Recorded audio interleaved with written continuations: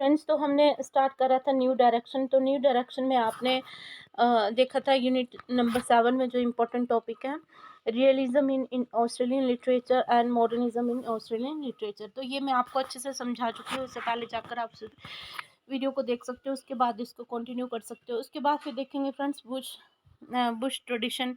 तो फ्रेंड्स, यहाँ पे बुश ट्रेडिशन में हमने क्या बताना है कि जैसे जैसे ही जो 1788 में जो सेटलर्स थे वहाँ पे गए, मतलब ऑस्ट्रेलिया में गए, और वहाँ पे उन्होंने एज अ पिनल कॉलोनी जो है वो इस लैंड को जो है वो डोमिनेट करना स्टार्ट करा।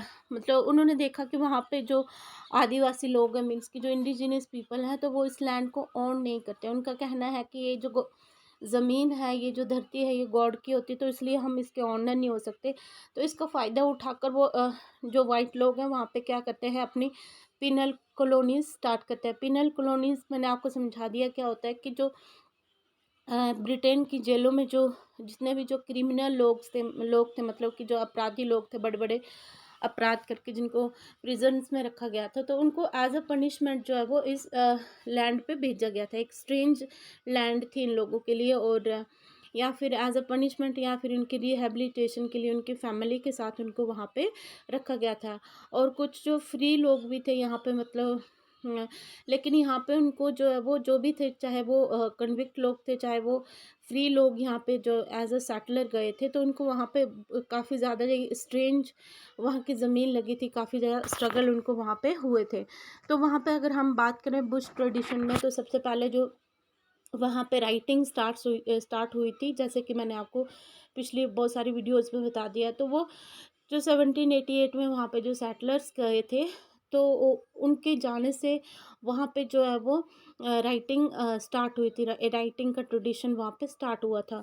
तो वो कैसे हुआ था, क्योंकि यहाँ पे जो ये लोग थे, जब ये स्ट्रेंज भूमि पर रहते थे, तो वो फिर इनको अपने होम की बहुत याद आती थी। मतलब अपने उनकी जो होम लैंड था ब्रिटेन, तो उसकी इनको काफ़ी याद आती थी। तो ये लोग क्या करते थे कि वहाँ से वो अपने रिलेटिव्स को लेटर लिखा करते थे, और इस स्ट्रेंज जो लैंड है इसके बारे में उनको वो बताया करते थे। वो लेटर डायरीज के ज़रिए जो है वो मतलब राइटिंग किया करते थे।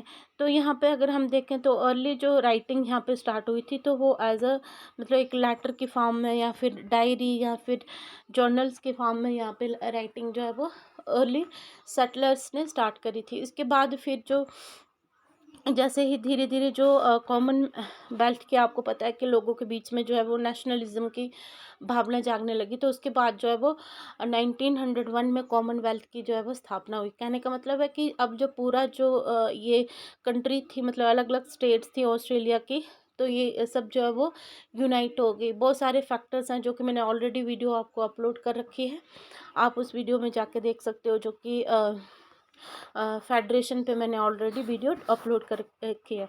तो जब इन लोगों के बीच में नेशनलिज्म की भावना जागी, तो उसके बाद जो है वो लोगों ने अपने देश के बारे में, जो है अपने पीपल और अपनी जो भी लैंडस्केप है उसके बारे में जो है वो लिखना स्टार्ट करा। तो ये बाद में जाके जो है वो नेशनलिज्म की भावना जो है वो इन लोगों में जागी। उसके बाद हम देखते हैं बुलेटिन ईयर्स। तो फ्रेंड्स, बुलेटिन ईयर वाला टॉपिक मैंने आपको बता दिया कि सिडनी बुलेटिन जो कि क्या है, ये एक मैगज़ीन थी, और जिसमें जो राइटर लोग थे उनके लिए एक पेज रखा गया था, जिसमें वो क्या करते थे, अपने राइटिंग्स को छपवाते थे। तो ये आप वो देख सकते हो पिछली वीडियोस में, मैंने सिडनी बुलेटिन में आपको ये सिडनी वाला जो चैप्टर है ये पूरा समझा दिया है। उसके बाद फ्रेंड्स आता है रियलिस्टिक नॉवेल्स। तो अब रियलिस्टिक नॉवेल्स क्या होते हैं फ्रेंड्स, अब रियलिज्म से बना रियलिस्टिक। तो अब आपको मैंने रियलिज्म समझा दिया कि ऐसी राइटिंग जिसमें क्या होता है कि जो राइटर्स होते हैं, लोगों की जो एवरीडे लाइफ होती है, मतलब ऑर्डिनरी मैन और वुमेन की जो एवरीडे लाइफ है, मतलब जो एक्चुअल उनकी लाइफ है, उसको जो है वो डिपिक्ट किया जाता है। इसमें कोई मतलब ड्रामा नहीं होता है, या फिर इसमें अपने से कुछ भी आप किसी भी कैरेक्टर को मतलब जैसा है उसको वैसे ही दिखाओगे, उसको ज़्यादा मोरलाइज नहीं करोगे। जितने भी जो आसपास के जो लोगों की प्रॉब्लम्स हैं, उनकी आपस में वो सब जो प्रॉब्लम्स हैं वो रियलिस्टिक राइटिंग में लिखी जाती हैं।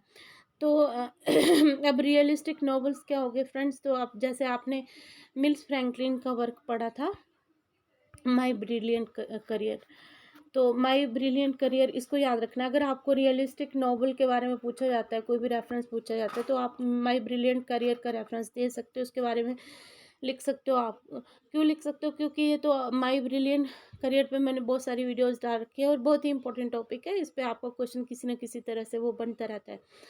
तो यहाँ पे आप इनके बारे में बता सकते हो कि जो, वैसे तो ये माई ब्रिलियंट करियर जो है ये मिक्स है रियलिज्म और रोमांटिसिज्म का, बट इसको हम रियलिस्टिक जो है वो नॉवल मान सकते हैं।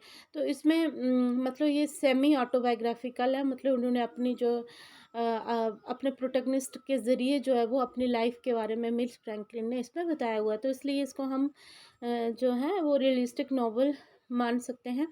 लेकिन इसमें जो जो भी उन्होंने प्रोटैगनिस्ट ली है तो वो एक फिक्शनल है, बट इसमें उनकी अपनी स्टोरी जो है वो दिखाई देती है, उनकी खुद की स्टोरी है जो थोड़ा बहुत मतलब उनकी लाइफ से रिलेटेड जो भी इवेंट्स हैं उसमें हैं। तो इसमें जो जो सिबिला है वो बहुत ही मतलब सोसाइटी की कुछ और एक्सपेक्टेशंस होती है उसके लिए, लेकिन उसकी क्या होता है, उसका ड्रीम होता है कि उसको क्या करना है, खुद को एडुकेट करना है और फिर क्या करना है, उसको एक लिटरेरी वर्क लिखना है।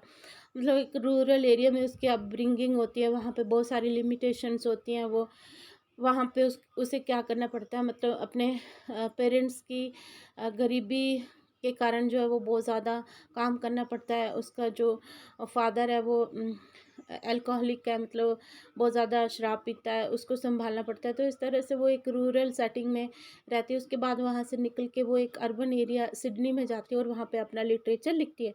तो यहाँ पे अगर हम देखें तो ये एक जो माई ब्रिलियंट करियर है ये एक रियलिस्टिक वर्क है, तो इसको आप कह कर सकते हो। उसके बाद अगर आप सच इज़ लाइफ जो कि जूसफ फरफीस का वर्क है, अगर इसके बारे में भी कुछ पता है तो आप ज़रूर से इसमें ऐड कर सकते हो। तो ये है रियलिस्टिक नॉवल।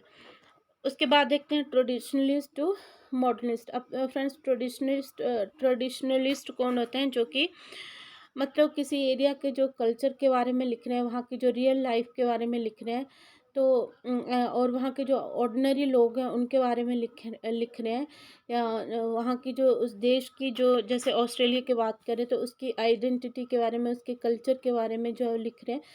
और इनका जो लिखने का स्टाइल होता है ये कन्वेंशनल होता है, तो इसको हम बोलते हैं ट्रेडिशनल। दूसरी तरफ जो मॉडर्निस्ट लोग कौन होते हैं, मॉडर्निस्ट लोग जैसे मॉडर्निज़्म पे मैंने आपको बताया कि जो मॉडर्निज़्म में किस तरह की राइटिंग होती है, वहाँ पे जो भी हमारे कंटेम्प्ररी इश्यूज़ होते हैं उनके बारे में। और दूसरा जो मॉडर्निज़्म में क्या आता है फ्रेंड्स, यहाँ पे हमारी जो भी एक इंसान का जो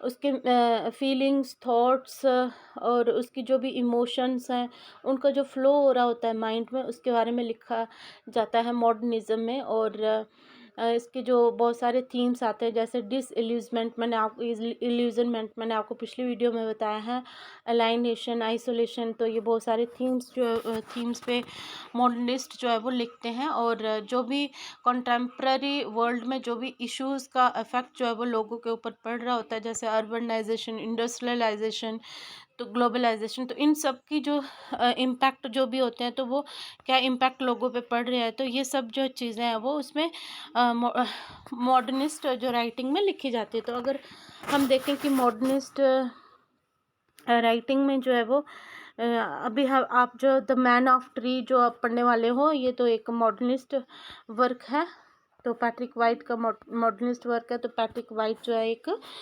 मॉडर्निस्ट राइटर है। तो इसमें अगर आपको मॉडर्निज़्म के बारे में पूछा जाता है, तो मॉडर्निज़्म में सब ये चीज़ें जो मैंने आपको बताया वो लिखना है आपने।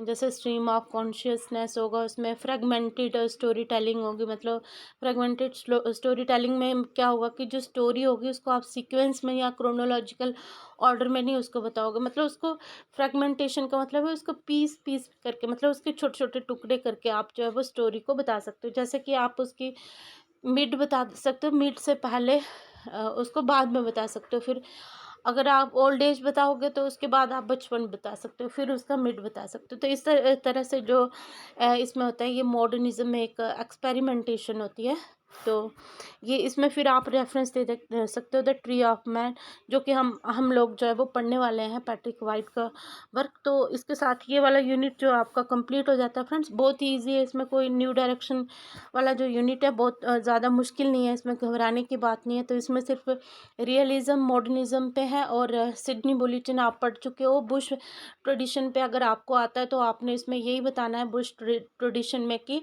वहाँ पे जो ऑस्ट्रेलिया में सबसे पहले जो सेटलर वहाँ पे गए तो उन्होंने राइटिंग स्टार्ट करी थी, किस फॉर्म में करी थी उन्होंने, जो वहाँ की राइटिंग उन्होंने लेटर्स जर्नल्स के फॉर्म में स्टार्ट करी थी। और उसके बाद जो है वो जब जो लोगों के मन में जो है वो एक डिज़ायर आए कि अब हमें यूनाइट हो जाना चाहिए, बहुत सारे फैक्टर्स जो के कारण जो है वो लोग यूनाइट हुए और कॉमनवेल्थ की स्थापना हुई। तो उस समय जो है वो लोगों के बीच में नेशनलिज्म की भावना जागी थी। तो ये सब जो है वो उसमें है। और बहुत ही इजी ये टॉपिक है, मतलब ये बुश ट्रेडिशन वाला सारा वही आपने देना है कि वहाँ पे। और बुश ट्रेडिशन में क्या लिखा जाता था, मतलब उसमें जो भी राइटिंग्स होती थी वो रियलिस्टिक राइटिंग होती थी। जो सेटलर लोग होते थे तो वो अपनी चैलेंजेस के बारे में, एक न्यू लैंड पे उनको कैसा फील हो रहा है, कौन कौन से चैलेंजेस उनको फेस करने पड़ रहे हैं, तो इसके बारे में जो है वो राइटिंग लिखी जाती थी। तो इस तरह आप उसके बारे में बता सकते हो। फिर उसके बाद रियलिस्टिक राइटिंग तो मैंने आपको बताया, रियलिज्म से बना, पहले आप रियलिज्म के बारे में बता सकते हो, उसके बाद फिर जो है वो रियलिस्टिक राइटिंग में आप उठा सकते हो माय ब्रिलियंट करियर, तो उसके बारे में आप दे सकते हो। और ट्रेडिशनल टू मॉडर्निस्ट में आपको कुछ ट्रेडिशनल जो राइटिंग के बारे में बताना है, उसके बाद फिर आपने मॉडर्निस्ट कुछ राइटिंग का रेफरेंस देना है। तो इस तरह से इजी टॉपिक है, इसमें कोई मुश्किल की बात नहीं है फ्रेंड्स। तो अब मैं लगातार आपके लिए MEG 19 वाले बच्चों के लिए लगातार वीडियोस डालने वाली हूँ। और फ्रेंड्स आप बहुत अच्छे अच्छे जो कमेंट्स करते हो, मुझे बहुत खुशी होती है। आप देश के अलग अलग कोने से हो आप बच्चे, और मुझे कमेंट करते रहते हो, और आपको मेरी वीडियोस अच्छी लग रही है, आपको मेरी वीडियोस हेल्पफुल लग रही हैं। बहुत बहुत धन्यवाद आप बच्चों का। आप बच्चों से मुझे बहुत ज़्यादा हिम्मत मिलती है, पॉजिटिविटी मिलती है। I love you all, thank you very much.